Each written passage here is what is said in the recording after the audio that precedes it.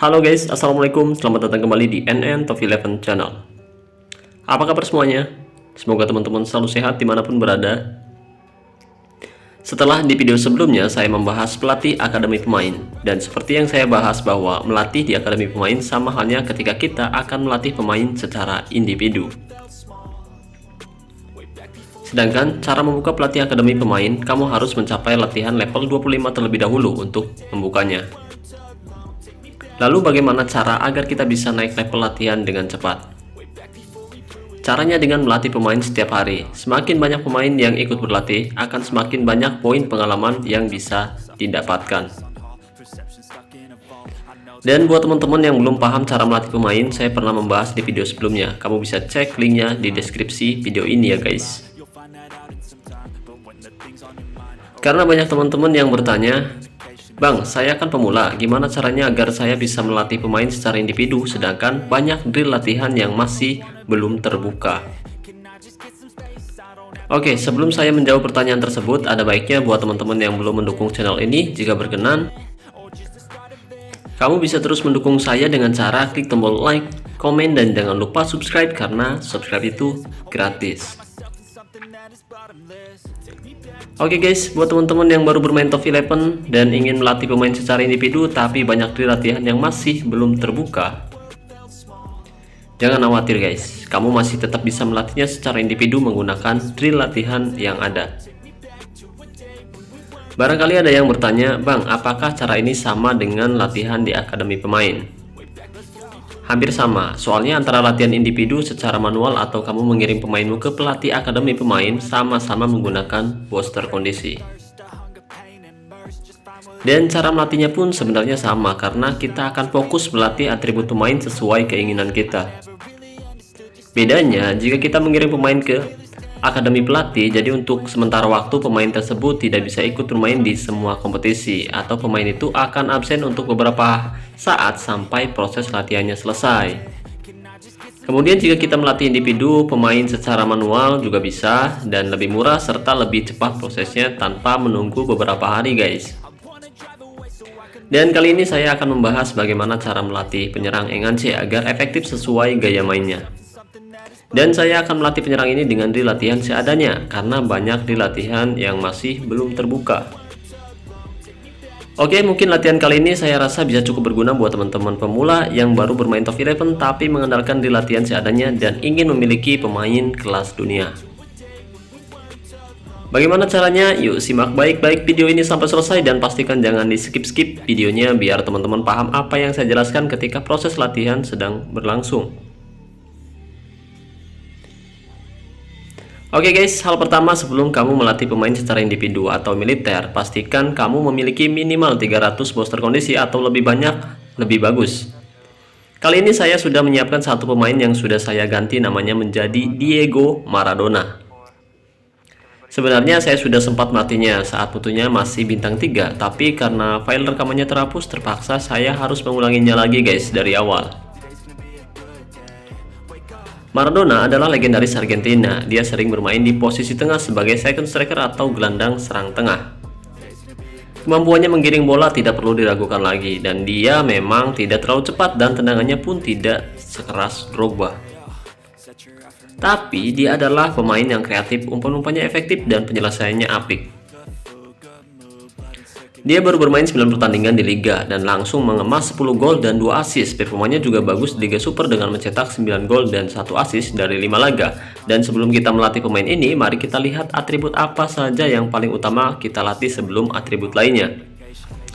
Karena saya akan melatih penyerang Enganche seperti Diego Maradona, jadi saya akan meningkatkan atribut dribble yang utama, disusul dengan atribut umpan yang kedua dan kreativitas yang ketiga. Dan urutan apa saja untuk atribut pendukung lainnya. Oke, sekali lagi simak baik-baik video ini sampai selesai. Karena ketiga atribut kunci sudah terlalu tinggi, jadi untuk latihan pertama saya akan fokus melatih penyelesaiannya. Untuk melatih penyelesaian, kita bisa menggunakan satu drill latihan serangan balik cepat. Atribut yang akan pemain ini dapatkan dari drill latihan serangan balik cepat yaitu kreativitas, umpan, dan penyelesaian. Lakukan latihan ini berulang kali sampai atributnya meningkat. Pastikan selalu memantau perkembangan pemain yang sedang kita latih. Sekarang atribut penyelesaian sudah meningkat di angka 106%, kreativitas di angka 120%, dan atribut umpan di angka 128%. Setelah ini kita bisa fokus melatih atribut terendah seperti atribut sundulan. Untuk melatih atribut sundulan, kita bisa menggunakan drill latihan keterampilan. Latihan ini akan meningkatkan sundulan berikut dengan keterampilan dan giringan atau dribble. Lakukan latihan ini berulang kali sampai atributnya meningkat. Jika dirasa drill latihan sudah tidak terlalu efektif, kita bisa ganti drill latihannya. Selanjutnya kita bisa fokus untuk melatih kecepatan, kebugaran, dan dribble menggunakan drill latihan sprint. Seperti biasa, isi slot yang ada di bawah ini, tapi karena level latihan masih rendah, jadi slot latihan belum terbuka semua, begitupun dengan drill latihannya. Oke, lalu klik selesai dan mulai latihan.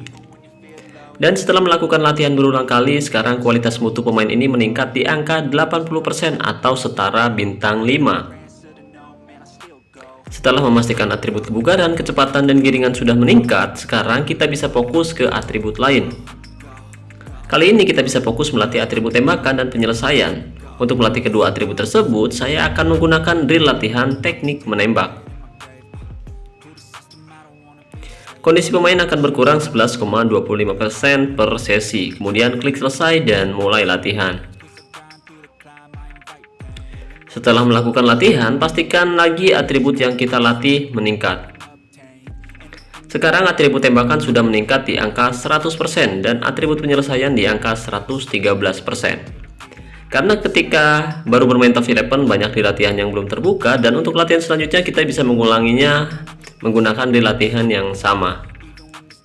Contoh kali ini saya akan kembali menggunakan di latihan serangan balik cepat untuk meningkatkan atribut kreativitas, umpan, dan penyelesaian.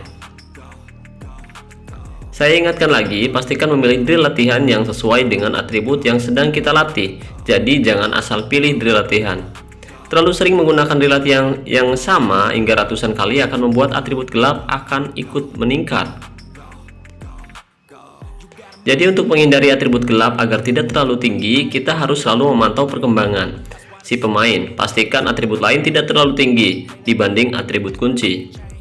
Dengan melakukan latihan individu seperti ini, jadi bukan hanya atributnya saja yang meningkat, dan gaya mainnya pun akan meningkat seiring berjalannya waktu, guys. Dan ini adalah keuntungan lain ketika kita melatih pemain secara individu dibanding mengirimkan pemain ke akademi pelatihan yang hanya meningkatkan atributnya saja, tidak dengan gaya mainnya.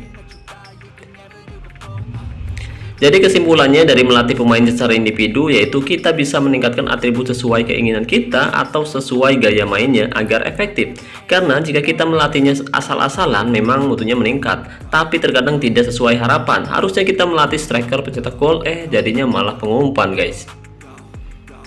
Sebaliknya, ketika ingin melatih gelandang pengumpan malah jadi pencetak gol, yang membuat striker kita performanya terkadang menurun.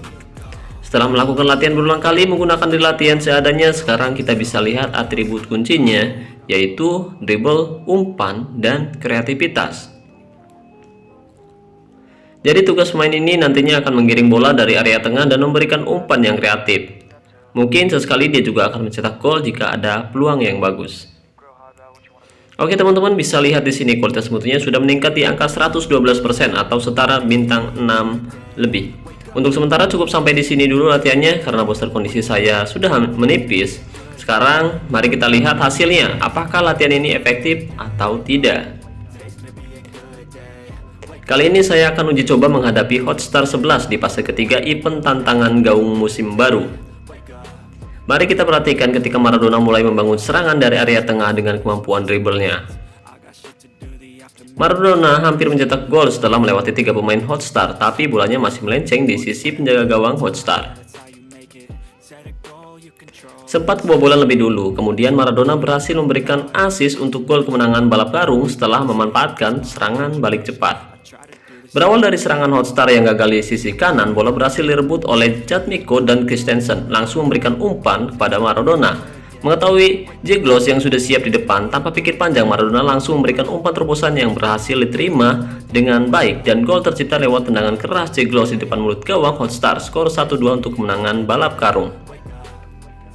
Jika kita lihat kualitas mutunya, Hotstar sebenarnya lebih diunggulkan untuk menang, tapi karena di sini saya memiliki pemain yang sangat berpengaruh yang bisa merepotkan lini tengah pertahanan tim lawan hingga lawan tidak bisa membangun serangan dengan mudah.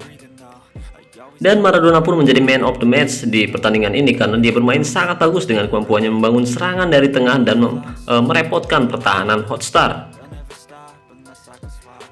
Oke guys, mungkin itu saja yang bisa saya bahas kali ini. Semoga pembahasan kali ini bermanfaat.